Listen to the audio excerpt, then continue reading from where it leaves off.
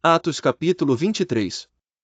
Sobrescrito uma e, pondo Paulo os olhos no conselho, disse: Homens irmãos, até ao dia de hoje tenho andado diante de Deus com toda a boa consciência. Mas o sumo sacerdote, Ananias, mandou aos que estavam junto dele que o ferissem na boca. Então Paulo lhe disse: Deus te ferirá parede branqueada. Tu estás aqui assentado para julgar-me conforme a lei, e contra a lei me mandas ferir? E os que ali estavam disseram: Injúrias o sumo sacerdote de Deus? E Paulo disse: Não sabia, irmãos, que era o sumo sacerdote, porque está escrito: Não dirás mal do príncipe do teu povo. E Paulo, sabendo que uma parte era de saduceus e outra de fariseus, clamou no conselho: Homens irmãos, eu sou fariseu, filho de fariseu, no tocante à esperança e ressurreição dos mortos sou julgado. E, havendo dito isto, houve dissensão entre os fariseus e saduceus, e a multidão se dividiu. Porque os saduceus dizem que há ressurreição, nem anjo, nem espírito, mas os fariseus reconhecem uma e outra coisa.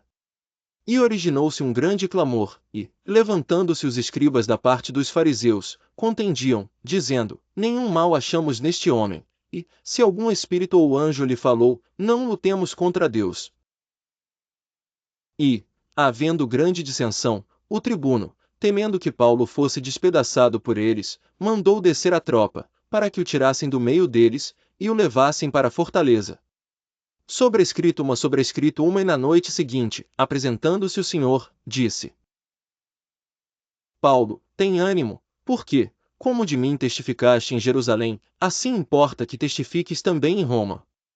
E, quando já era dia, alguns dos judeus fizeram uma conspiração, e juraram, dizendo que não comeriam nem beberiam enquanto não matassem a Paulo.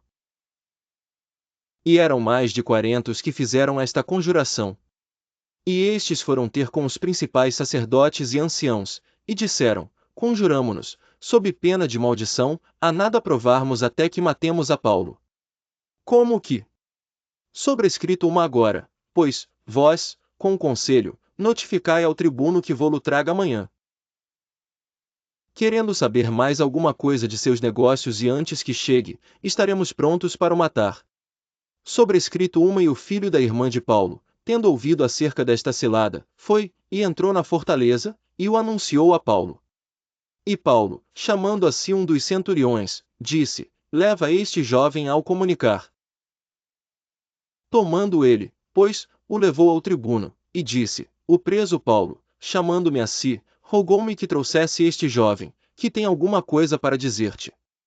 E o tribuno, tomando-o pela mão, e pondo-se à parte, perguntou-lhe em particular: Que tens que me contar? E disse ele: Os judeus se concertaram rogar-te que amanhã leves Paulo ao conselho, como que tendo de inquirir dele mais alguma coisa ao certo. Sobrescrito uma, mas tu não os creias, porque mais de 40 homens de entre eles lhe andam armando ciladas.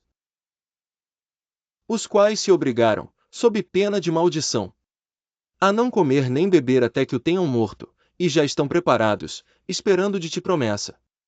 Então o tribuno despediu o jovem, mandando-lhe que a ninguém dissesse que lhe havia contado aquilo. E, chamando 2 centuriões, lhes disse: Aprontai para às 3 horas da noite 200 soldados, e 70 de cavalaria, e 200 arqueiros para irem até Cesareia. E aparelhai animais, para que, pondo neles a Paulo, o levem salvo ao presidente Félix. E escreveu uma carta, que continha isto: Cláudio Lísias, a Félix, potentíssimo presidente, saúde. Esse homem foi preso pelos judeus, e, estando já a ponto de ser morto por eles, sobrevim eu com a tropa, e o livrei, informado de que era romano. E, querendo saber a causa por que o acusavam, o levei ao seu conselho. E achei que o acusavam de algumas questões da sua lei, mas que nenhum crime havia nele digno de morte ou de prisão. Sobrescrito 3, e sendo-me notificado que os judeus haviam de armar ciladas a esse homem, logo to enviei, mandando também aos acusadores que perante te digam o que tiverem contra ele. Passa bem. Tomando, pois, os soldados a Paulo, como lhe fora mandado, o trouxeram de noite a Antipátride. E no dia seguinte, deixando aos de cavalo irem com ele, tornaram à fortaleza. Sobrescrito 3, os quais, logo que chegaram a Cesareia, e entregaram a carta ao presidente, lhe apresentaram Paulo. E o presidente, lida a carta, perguntou de que província era, e, sabendo que era da Cilícia. 35. Disse, ouvir-te-ei, quando também aqui vierem os teus acusadores. E mandou que o guardassem no pretório de Herodes.